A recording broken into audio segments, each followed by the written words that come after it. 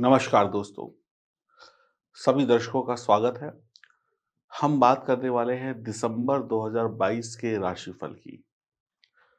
साल का अंतिम महीना जाते-जाते आपके लिए क्या कुछ लेकर आ रहा है? क्या देकर जाएगा? क्या पूरे 11 महीनों की कमी 12वें महीने में पूरी हो जाएगी? आइए विस्तार पूर्वक जानते हैं। सबसे पहले ये गोचर कुंडली आप लोग देखें स्क्रीन पर। ये गोचर कुंडली आ रही है और इस गोचर कुंडली में जो ग्रहों की प्लेसमेंट है, वृश्चिक राशि में बैठे हुए हैं बुध, शुक्र और सूर्य। और मकर राशि में बैठे हुए हैं आपके शनिदेव। और चंद्रमा जो है कुंभ राशि से अपनी यात्रा स्टार्ट करेंगे। और मीन राशि में बैठे हुए हैं देवगुरु बृहस्पति, जो कि अपनी स्वराशि में है। और मंगल जो है वृषभ राशि में है। और इसके बाद अगर हम देखें तो केतु जो है वो होंगे आपके तुला राशि में। और आपके राहु जो हैं वो होंगे मेष राशि में। तो ये ग्रहों की स्थिति है। 3 दिसंबर को बुध धनु राशि में चले जाएंगे, अपना स्थान परिवर्तन कर लेंगे देवगुरु बृहस्पति की राशि में। शुक्र 5 दिसंबर को धनु राशि में चले जाएंगे। 16 दिसंबर को सूर्य धनु राशि में चले जाएंगे, यानी वृश्चिक से धनु में इनका संयोग फिर से हो जाएगा। और 28 दिसंबर को बुध मकर राशि में चले जाएंगे, यानी धनु से मकर में चले जाएंगे। और 29 दिसंबर को शुक्र मकर राशि में चले जाएंगे। और 31 दिसंबर को बुध जो है वक्री होकर धनु राशि में प्रवेश करेंगे।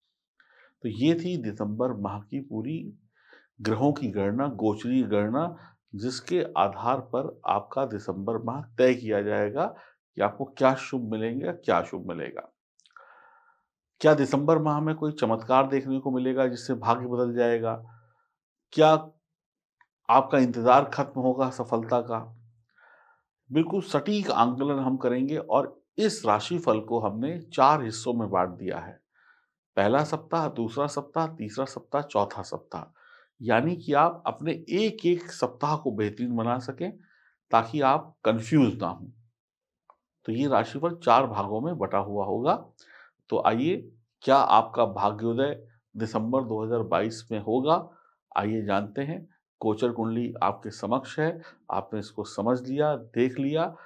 अब हम बात करते हैं आपके राशि के बारे में। अब हम बात करने वाले हैं मीन राशि वालों की। देखिए, एक बार कुंडली एक बार फिर आपके सामने है। यही कुंडली तय करेगी कि क्या मिलने वाला है, क्या नहीं मिलने वाला है।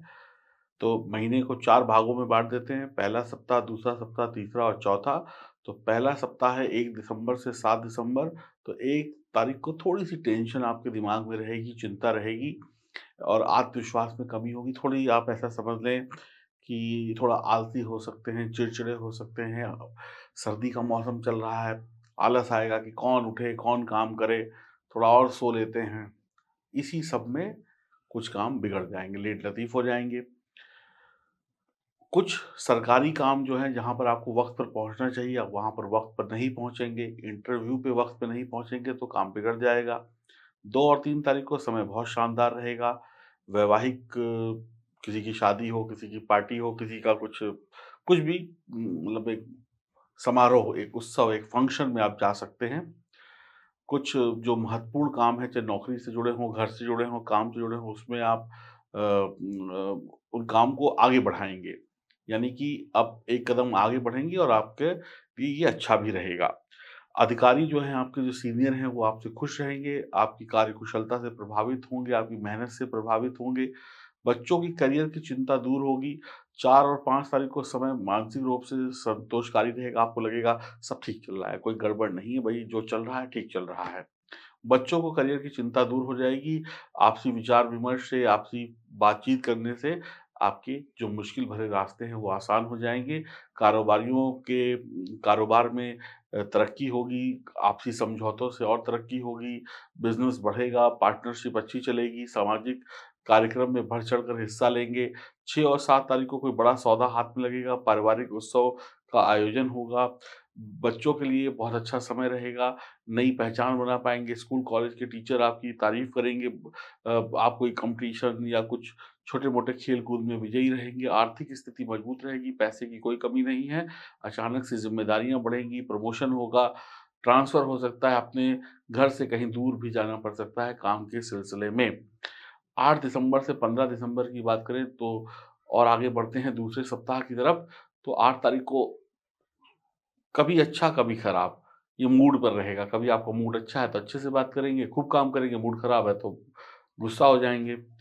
जैसे जैसे दामाद नहीं होता दामाद, उसकी ज़रा-सी खातिरदारी करी ससुराल में तो खुश, ज़रा-सी खातिरदारी नहीं हुई तो नाराज़। तो आप एक समझ समझ लीजिए दामाद वाला आपके अंदर भूत आ जाएगा। ज़रा-सा किसी ने बुरा बोल दिया तो मुँह चढ़ा लेंगे, किसी ने अच्छा बोल दिया तो उसके दीवाने हो जाएँगे।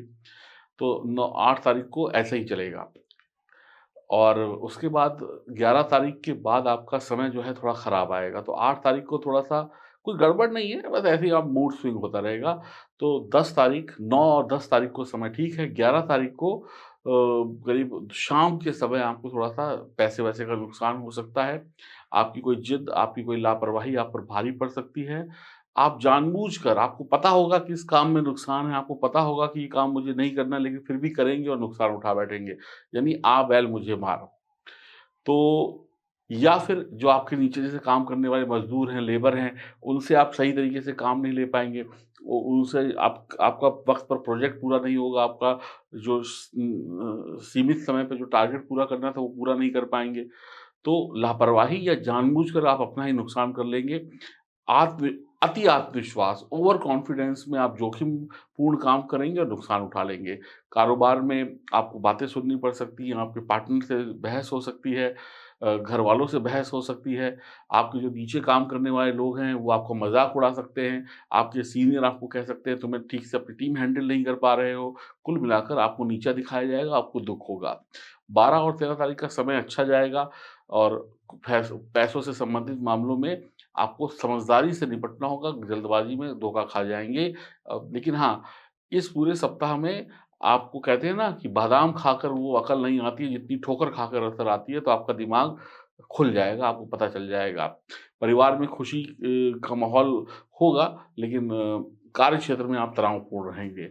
घर में ठीक है, बाहर टेंशन है, तो कहीं न कहीं आपका मूड अपसेट रहेगा। धीरे-धीरे आपका मूड सही होगा, 14-15 तारीख को भौतिक सुख साधनों में वृद्धि होगी, सफलता के कुछ कुछ थोड़ी बहुत सफलता मिलेगी, लोकप्रिय होंगे, आपके आकर्षण में वृद्धि होगी, कोई बड़ी डील हो जाने से आपको फ़ायदा भी हो जाएगा। लेकिन सप्ताह जो है ये वाला, ये थोड़ा-सा गड़बड़ है, सँभल के रहिएगा। अब तीसरे सप्ताह में प्रवेश करते हैं 16 दिसंबर से 23 दिसंबर के बीच में। 16, 17, 18 तारीख को समय शांतिदायक रहेगा। आप समाज में किसी के प्रति दया दिखा सकते हैं, किसी की हेल्प कर सकते हैं, यानी थोड़ा दिल जो है आपका नम्र रहेगा। निजी कामों को खुद की देख-रेख में करेंगे, यानी कि हर एक काम पे नज़र बना के रखेंगे, कौन क्या कर रहा है, क्या नहीं कर रहा है, यानी बॉस होने का, बड़े होने का पूरा कर्तव्य निभाएँगे, किसी के भरोसे नहीं बैठेंगे। और जो आपके संपर्क हैं, जो आपके कॉन्टैक्ट हैं, वो आपके लिए लाभदायक रहेंगे।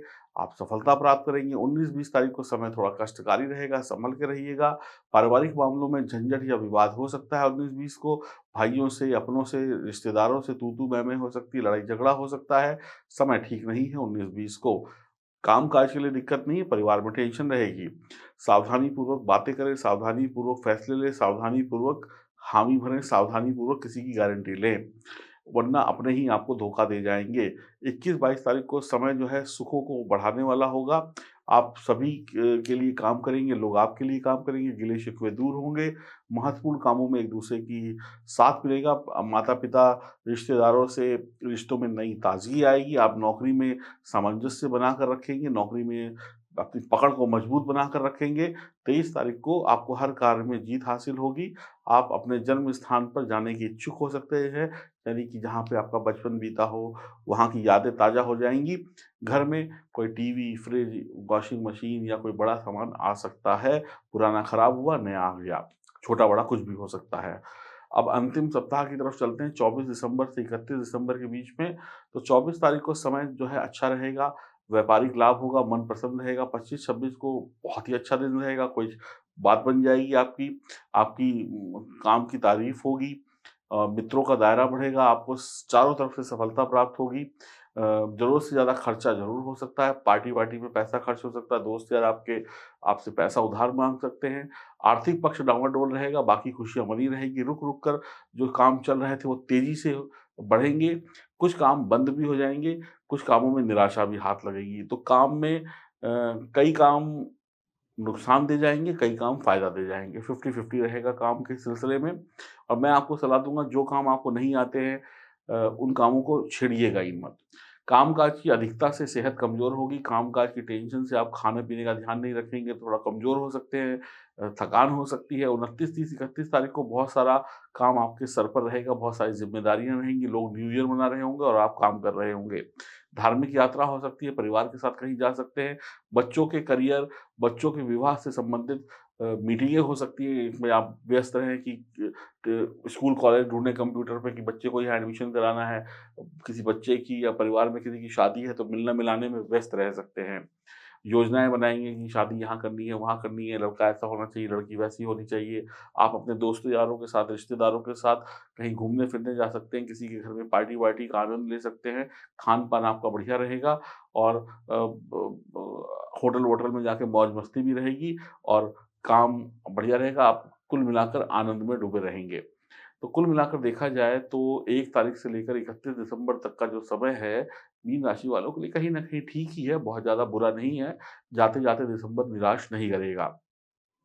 80-82% आपको शुभ लाभ मिल रहा है। बाकी आपकी जन्म कुंडली में ग्रहों की स्थिति बेहतर होगी तो आपके लिए स्थिति और भी बेहतर हो जाएगी। और हनुमान जी की उपासना करिए, ओम नमो भगवते वासुदेवाय नमः मंत्र का जाप करिए, केसर का टीका लगाइए और आगे बढ़ते जाइए और जोखिम मत लीजिएगा। कई काम आप इस महीने में वो करेंगे जिनमें आपको पता होगा कि ये काम गलत है, इसमें नुकसान हो जाएगा लेकिन जिद में आकर कर देंगे। अपने मूड को बार-बार भटकाइएगा नहीं तो सही रहेगा। नहीं तो जैसे होता है रेडियो, रेडियो में अगर ज़रा-सी हवा चली तो हिंदी गाने की जगह पंजाबी गाना बजने लगता है, तो ऐसे ही आपको मूड स्विंग होगा, कभी ये कहेंगे तो कभी वो कहेंगे। तो आप खुद को समझ नहीं पाएँगे कि आपको करना क्या है। इन सब बुरी आदतों पे कंट्रोल करिएगा और जो बाकी और बातें बताई हैं जहाँ पे सुधरने की, उन पर भी विचार करिएगा तो महीना अच्छा बीत जाएगा। खुश रहिए, प्रसन्न रहिए, जन्म कुंडली नहीं है, अगर आप मुझसे बात करना चाहते हैं, अपनी जन्म कुंडली बनवाना चाहते हैं, तो बात करिए, फ़ोन मिलाइए और अपनी जन्म कुंडली की जाँच कराइए, अपनी अपॉइंटमेंट बुक कराइए। आपका वर्ष 2023 मंगलमय हो, ऐसी शुभकामनाओं के साथ नमस्कार।